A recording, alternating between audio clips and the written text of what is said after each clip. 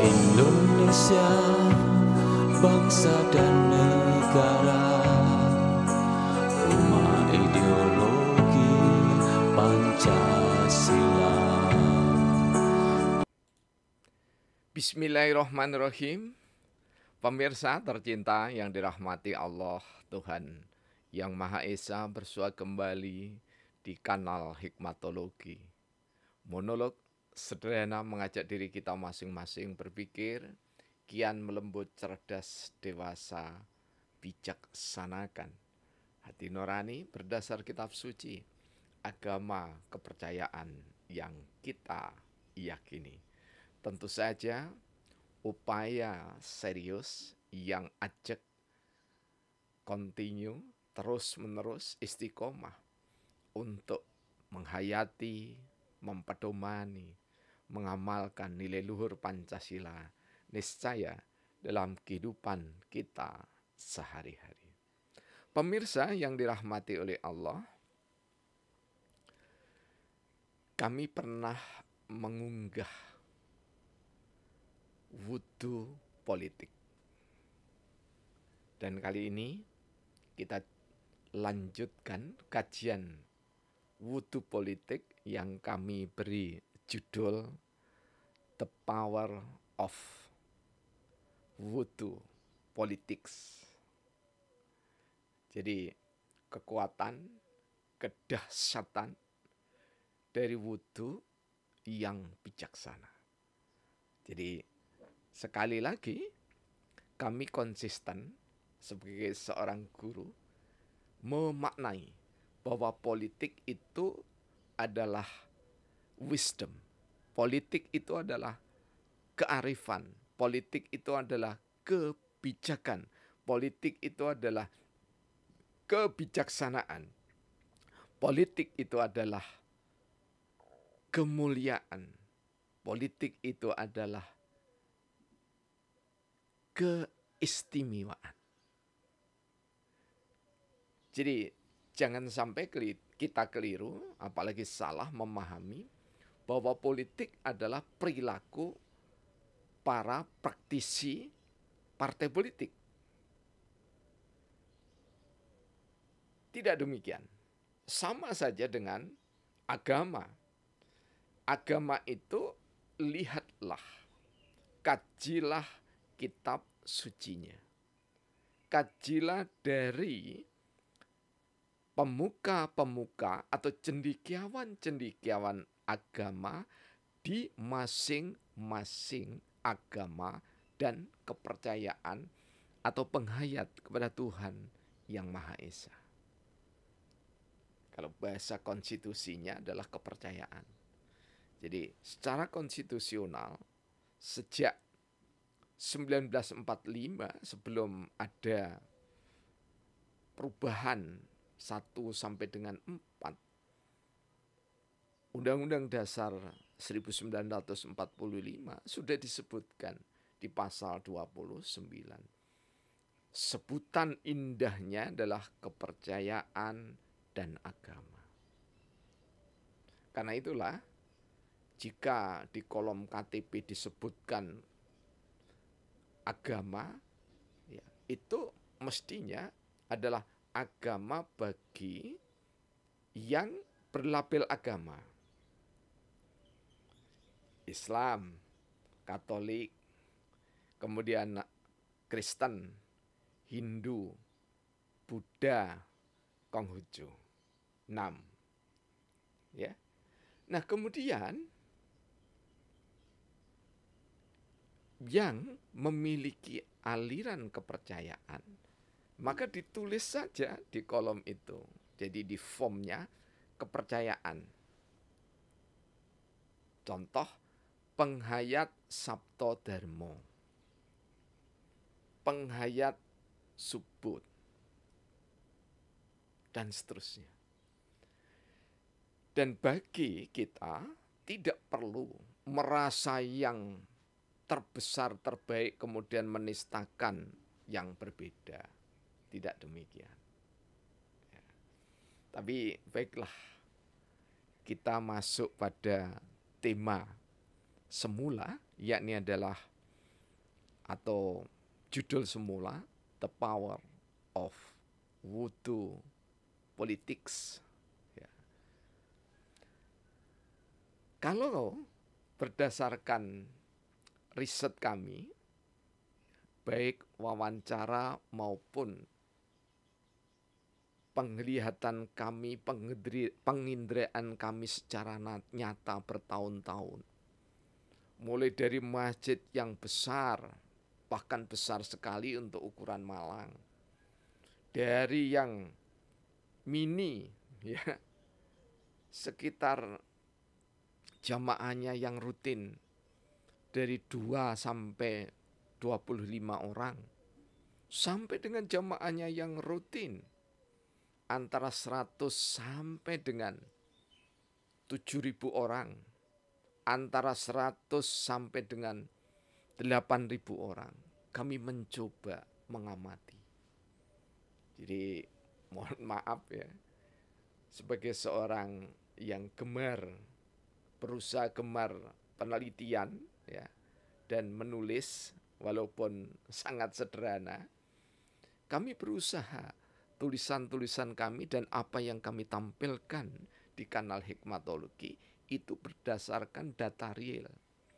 Dan optimal kami usahakan adalah data yang kami peroleh secara primer, secara langsung. Jadi tidak sekedar sekunder, tidak sekedar melihat media massa, tidak sekedar melihat sosial media, tidak demikian. Apalagi sekedar membaca komentar-komentar, tidak demikian. Maka kasus yang mengemuka, yang sempat kami sarikan menjadi 7 ya. Jadi ada 7 kasus atau 7 permasalahan yang kami simpulkan. Yang pertama yakni adalah mengapa wudhu itu hanya sekedar membasuh kaki. Ya. Apakah ada? Ada. Ini bahkan kisah seorang muadzin yang kami lihat sendiri. Karena pada waktu itu kami minta muadzin itu untuk azan, karena masuk waktu azan. Kemudian langsung serta-merta saya wudhu dulu. Dan wudhunya itu dimulai dari kaki. Tidak dari tangan, ya, tidak dari telapak tangan.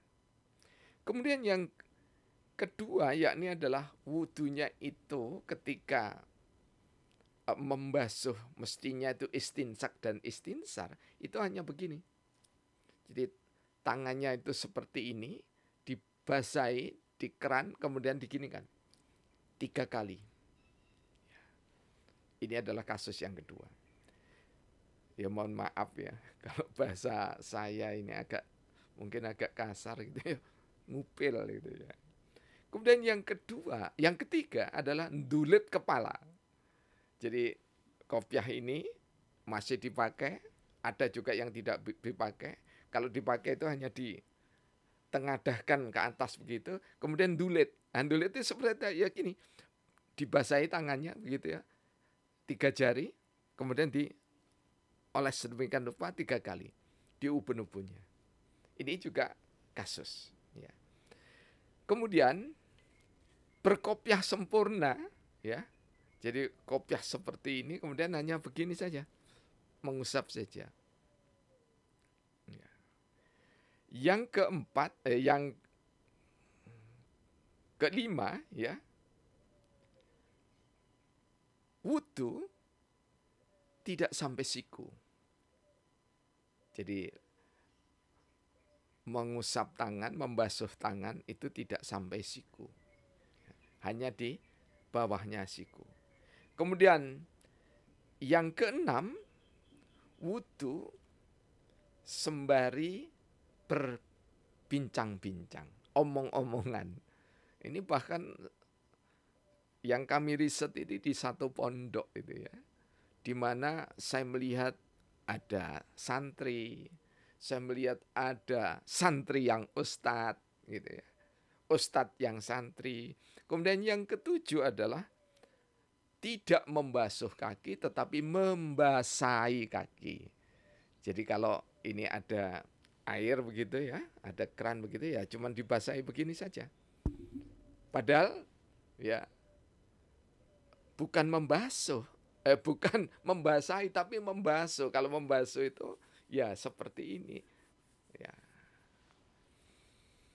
Nah, pemirsa yang dirahmati oleh Allah Subhanahu wa taala, ada buku yang sangat menarik, lengkap ya. Sebetulnya banyak buku tentang wudhu berserta hikmah atau kaifiatnya gitu ya. Tapi kali ini kami sengaja tampilkan hasil riset dari saudara kita ya. Ini mukjizat berwudhu.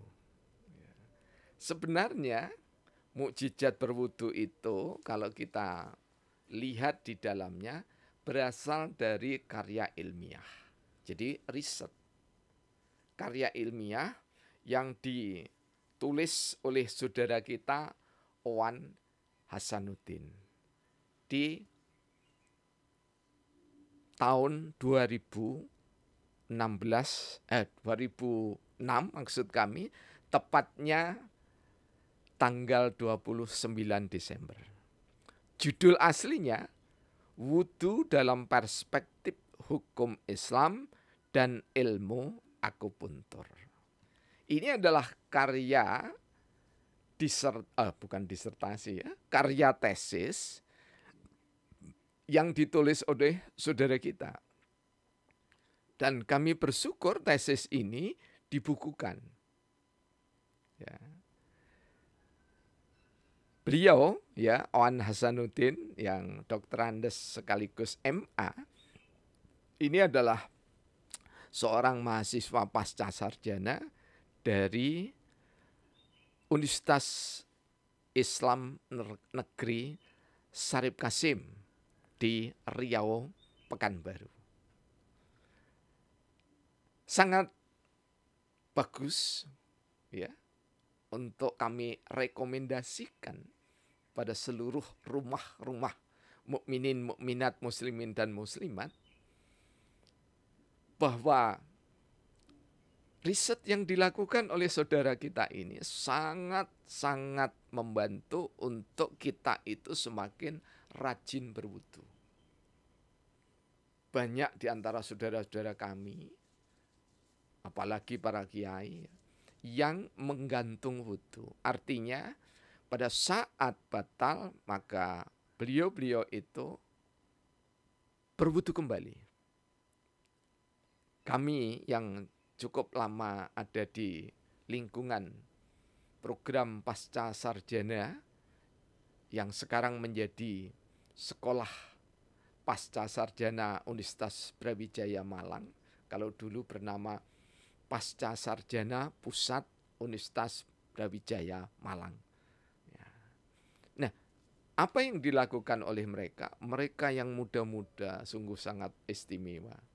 Sampai dengan yang usianya 50-an tahun begitu ya. Selalu dalam keadaan wudu. Ya. Mengapa? Karena wudu itu mampu menjaga lisan kita, menjaga pandangan kita dan sekaligus juga menyehatkan jiwa raga kita. Buku ini ya, Mukjizat Wudu ini sangat recommended. Mengapa? Ini mohon maaf bukan pesanan dari saudara kami, apalagi pesanan dari penerbit, tidak demikian. Kami ini sangat menghargai karya siapapun ya, dan agama apapun. Buku ini istimewa karena salah satunya diberikan pengantar oleh Profesor Dr. Helmi Karim MA. Beliau adalah guru besar ilmu fikih Fakultas Syariah Universitas Islam Negeri Syarif Karim maksud kami, Riau Pekanbaru. Kemudian juga diberikan pengantar oleh Profesor Dr. Haji Tabrani Rab, Rektor dan Guru Besar Fisiologi dan Enzimologi dari Universitas Abdurrauf Riau Pekanbaru. Jadi setidaknya beliau berdua, ya, guru-guru besar ini sudah membaca dengan teliti dan pengantarnya itu memberikan rekomendasi kepada kita untuk mencermati hasil penelitian ini sebagai bekal wudhu kita, sehingga kita wudhu tidak malas. Teringat akan sabdanya Rasulullah Muhammad SAW bahwa siapa yang wudhu dengan sempurna, apalagi di malam yang sangat dingin, maka pahalanya sangat istimewa. Bahkan di sini panjenengan bisa melihat di buku ini, ya, siapa yang wudhu dengan sempurna, ini banyak hadis-hadis yang disampaikan, oleh sebab itu kami juga tidak menyampaikan hadisnya. Yang wudhu dengan sempurna, maka dosa-dosanya diampuni. Antara wudhu yang sebelumnya dengan wudhu yang sekarang. Jadi kalau wudhunya minimal 7 kali, maka kok 7 kali yang mana ini ya? 7 kali itu yang kami maksudkan wudhu 5 kali sholat fardu, kemudian wudhu sholat duha, wudhu sholatul lail atau tahajud. Jadi minimal 7 kali, maka sebanyak itu ampunan dari Allah. Karena itulah, ya, insya Allah mudah-mudahan kami tidak salah, ada hadis dari Imam Muslim bahwa siapa yang wudhunya sempurna itu bagaikan bayi yang baru lahir dari rahim ibunya. Artinya benar-benar disucikan oleh Allah Subhanahu wa taala. Nah, pertalian dengan the power of wudhu politics, yakni adalah kekuatan wudhu secara bijaksana. Mari kita lihat. Wudhu didahului dengan basmalah. Kemudian diakhiri minimal dengan hamdalah dan syahadatain. Jika seseorang sudah dengan keyakinan dan keberaniannya, dengan tekadnya berwudu, maka dia akan berusaha mencintai dirinya. Karena ada kata Ar-Rahman Ar-Rahim. Bi-ism, kanti asmanipun. Bi-ism Allah, bismillah, kanti sadar dumateng asmanipun, nderekipun asmanipun Gusti Allah, ingkang moho welas, ingkang moho asih. Jadi sadar sesadar-sadarnya pada saat wudhu itu, dirinya harus dibangun, jiwanya harus dibangun. Ada kesadaran yang maha pengasih dan maha penyayang.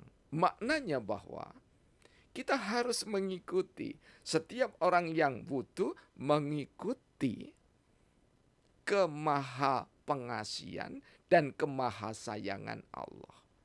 Dalam bahasa yang sederhana oleh Profesor Yudi Latif PhD di dalam bukunya yang menganalisis Pancasila dengan sangat indahnya, itu mengatakan hakikat dari basmalah itu adalah cinta.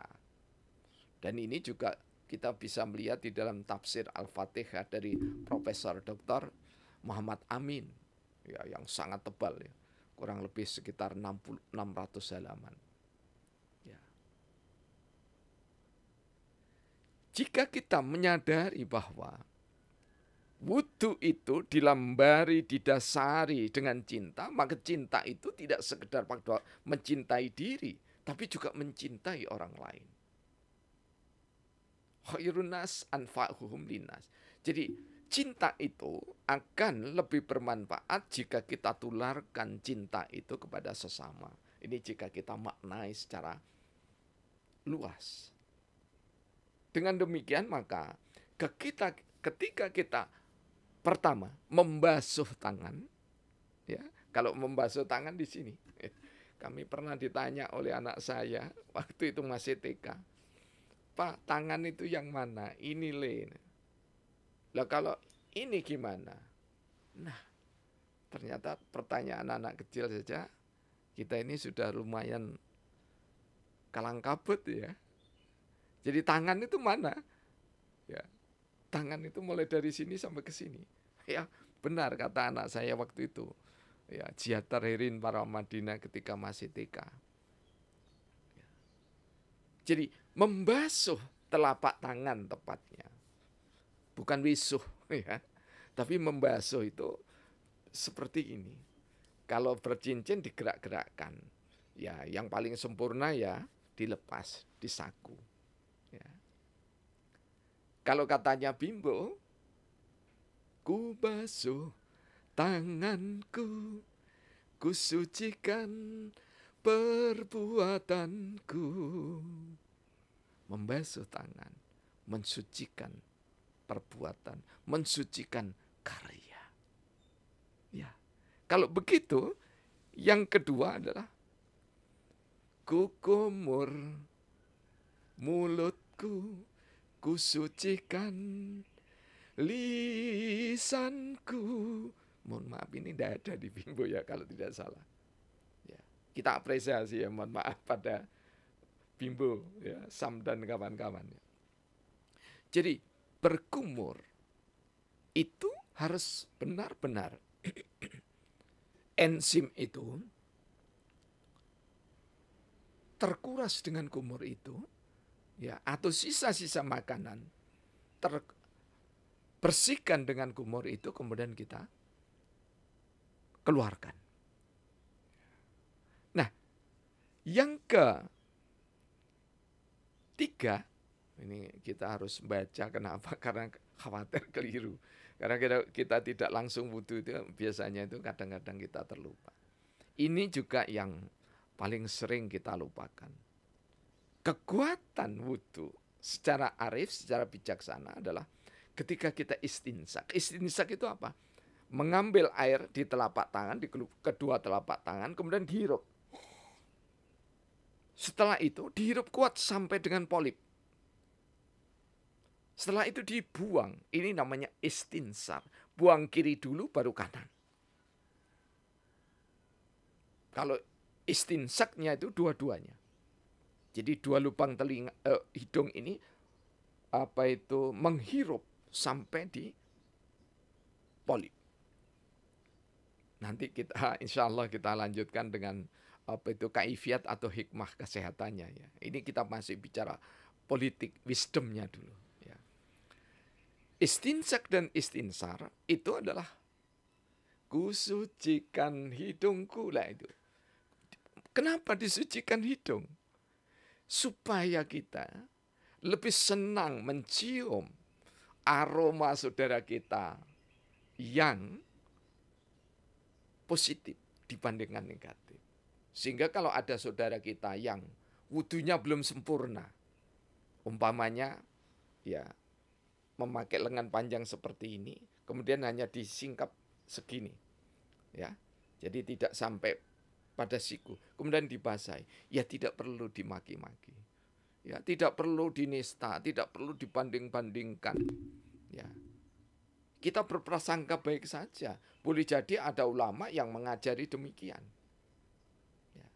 Dan jangan dikait-kaitkan dengan partai politik, gitu ya.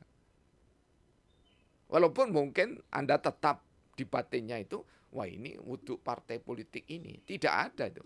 Wudhu itu tidak ada kaitannya dengan partai politik. Tetapi setiap orang yang berwudhu, yang muslim, yang mukmin, itu mestinya ketika berpartai maka lebih arif, lebih bijaksana. Ya. Tidak berarti yang tidak wudhu tidak arif. Ya. Karena apa? Wudhu itu untuk mukminin dan mukminat. Muslimin muslimat ya tidak perlu wudu karena tidak sholat gitu ya. Mudah-mudahan menjadi mukminin dan mukminat. Kemudian apa? Kubasuh mukaku. Kusucikan perbuatanku. Muka itu kalau dalam peperangan yang harus dilindungi. Jadi wajah ini tidak boleh dinistakan walaupun perang. Karena itulah jika kita ini ada permasalahan, ya, jalan yang terbaik itu hanya musyawarah. Bukan kemudian ya ada demonstrasi, kemudian ada kontra demonstran. Sudah demonstrasi, ada kontra demonstran, kemudian ada pelindung yang tidak mengamankan. Jadi ada aparatur tidak mengamankan, tidak melindungi, tetapi malah melakukan perlawanan. Yang demo tidak membawa senjata, yang mengamankan membawa senjata lengkap, kemudian senjatanya antara lain dipakai untuk mengusir pendemo. Ini adalah cara-cara demokrasi yang tidak diajarkan di dalam peradaban politik Nusantara. Ya mudah-mudahan dengan membasuh muka itu kita bisa benar-benar memandang Indonesia itu dengan penuh cinta, ya, sesuai dengan dasar negara Pancasila. Kemudian setelah membasuh muka, yakni adalah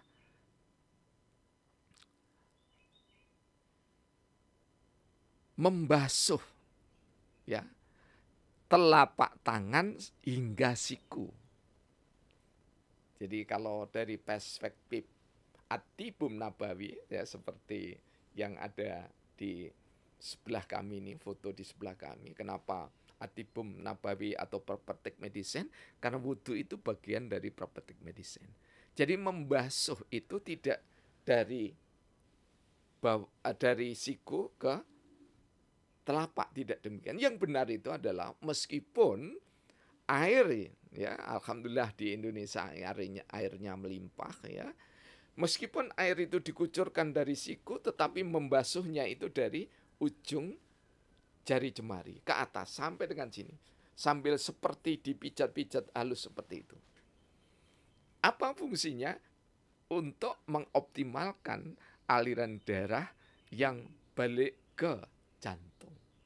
Ya, karena tangan ini yang paling banyak bergerak. Nah, lagi-lagi jangan cuma dibasahi begini, tetapi benar-benar dibasuh. Ya. Kemudian yang ke-6,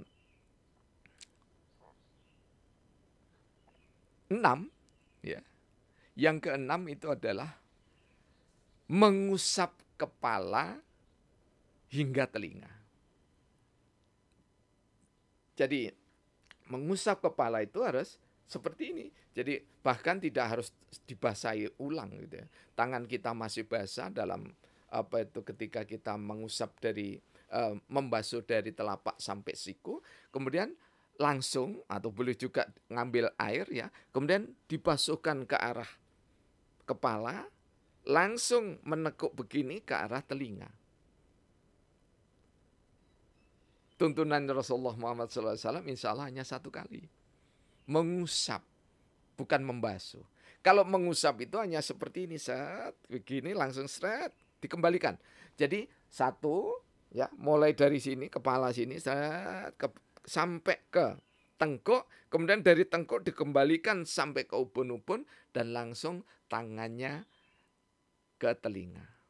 Di telinga ini ada 360 titik akupresur atau akupuntur. Kalau akupresur itu dalam bahasa praktisi kedokteran di Amerika, tapi kalau akupuntur itu dari tradisi akupuntur di Cina.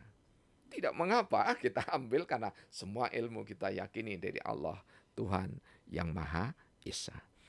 Dan yang terakhir adalah membasuh kaki. Membasuh kaki, ingat bahwa yang dibasuh itu mulai dari bawah lutut gitu ya sampai dengan kaki. Dan mulai boleh jadi ya seperti membasuh tangan ya. Air itu mengucur dari atas, tetapi yang harus dibasuh ya sedemikian rupa sampai sela-selanya itu kanan dulu dari jemari ke atas sampai di sini. Ini kalau kaki. Setelah kiri, setelah kanan baru kiri. Lengkap. Jadi 7 anggota badan kita yang utama, simbol membersihkan jiwa, simbol menyehatkan raga, dan memang bukan sekedar simbol, memang upaya serius optimal untuk menyehatkan jiwa raga sesuai dengan lagu W.R. Supratman Indonesia Raya, bangunlah jiwanya, bangunlah raganya untuk Indonesia Raya. Jadi berwudu secara politik itu bukan saja untuk dirinya, keluarganya, tetangganya, desanya, kelurahannya, kotanya, kabupatennya, provinsinya, tapi untuk Indonesia, untuk Indonesia Raya. Kalau kita berkata Indonesia Raya adalah Indonesia milikku, Indonesia tanah air beta. Mengapa tanah air beta? Mengapa Indonesia tanah airku bukan tanah air kita? Supaya aku yang berwudu itu, yang mengaku ishadu bi anna muslimun, saya adalah orang muslim, maka wudunya itu fungsional secara sosial politik. Jadi wudunya benar-benar bijaksana. Dan wudu itu dibawa terus sampai mati. Karena mensucikan jiwa dan raga tidak akan berguna kecuali karyanya juga dimulai dari niat yang berhikmat kepada Tuhan Allah yang Maha Esa, kemudian diharapkan berguna bagi diri, keluarga, masyarakat, hingga bangsa negaranya. Bahkan boleh jadi karena sosialisasi wudu semakin hari semakin kuat, maka wudunya mukminin dan mukminat akan dirasakan oleh saudara-saudaranya yang Hindu, yang Buddha, yang Konghucu, yang Katolik, yang Kristen, dan yang lainnya, termasuk saudara-saudaranya yang penghayat kepada Tuhan yang Maha Esa atau aliran kepercayaan. Semua harus bisa memetik hikmah dari wudu politik itu. Karena itulah, jika ada di antara kita yang wudunya masih keliru, apalagi salah. Jadi kalau keliru itu karena tidak tahu, ya, karena tidak paham yang benar. Tapi kalau salah, sudah tahu yang benar, tetapi dia memang sengaja wudu dengan salah. Ya, jadi bukan sekedar permainan kata. Sekali lagi, wudunya keliru, datangilah, sampaikanlah dengan cara yang bijaksana, bil hikmah. Ya. Setelah itu berikan contoh. Kalau salah, tegurlah dengan cara yang bijaksana. Saudara kita yang wudunya salah, kemudian berikanlah contoh. Kalau perlu bawa, ya, bawa ini mukjizat berwudu atau kitab-kitab yang lain. Bahkan kami urung menulis, ya, tidak jadi menulis fikih niat, karena begitu kami memulai menulis, ternyata sudah ada fikih niat yang sangat lengkap. Termasuk di dalamnya adalah fikih niat berwudu. Pemirsa yang dirahmati oleh Allah, ya, semoga the power of wudu politics benar-benar kita yang sudah dan yang sedang, yang terus-menerus menjaga wudu, esensi wudu, hakikat wudu, menyeruak menjadi ketika kita berkarya, karya kita memang sesuai dengan agama yang kita yakini, kepercayaan yang kita yakini, sesuai dengan Pancasila dasar negara, ideologi bangsa. Karena kita hidup di bumi Indonesia, bumi Pancasila. Semoga Wudu Politics ini setidaknya menyemangati kita untuk berbuat bijaksana, dimulai dari wudu yang sempurna. Terima kasih atas segala dukungannya. Kekurangannya mohon maaf. Alhamdulillahirabbil alamin. Yang